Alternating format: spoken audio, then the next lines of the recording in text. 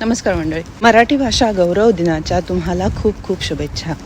आपली मराठी भाषा आहेच इतकी सुंदर की आपल्याला त्या भाषेवर प्रेम आहेच.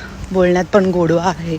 इतके अभंग, कीर्तन, गाणी, कविता सगळ्या आपल्या भाषेतल्या ज्या आहेत त्या किती अर्थपूर्ण आणि सुंदर आहेत.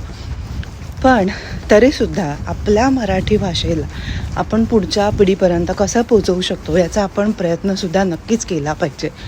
कारण आत्ता आपण जर पाहिलं तर सगळेजण जास्तीत जास्त त्यांच्या मुलांना इंग्लिश मिडियम शाळेमध्ये टाकतात. त्यांचं एकच म्हणणं असतं की आमच्या मुलांना ह्या कॉम्पिटिटिव्ह जगामध्ये जर पुढे जायचं असेल तर त्यांना इंग्लिश ही भाषा आली पाहिजे. पण तुम्हाला माहिती आहे का, हा फक्त आपल्याच देशातल्या लोकांचा समज आहे. इतर देशातली लोक असा विचार नाही करत.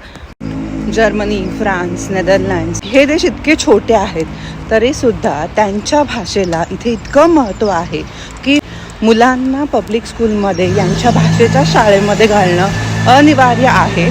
त्याचबरोबर फॅसिलिटीजसुद्धा शाळेच्या इतक्या चांगल्या आहेत की त्या मुलांना हळूहळू इंग्लिशसुद्धा बोलता येतं आणि त्याचबरोबर त्यांची भाषासुद्धा जपली जाते.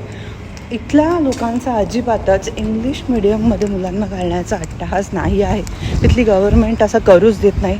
त्यामुळे इथली मुलं अस्खलित त्यांची मातृभाषा बोलतात आणि हळूहळू इंग्लिशसुद्धा बोलू लागतात.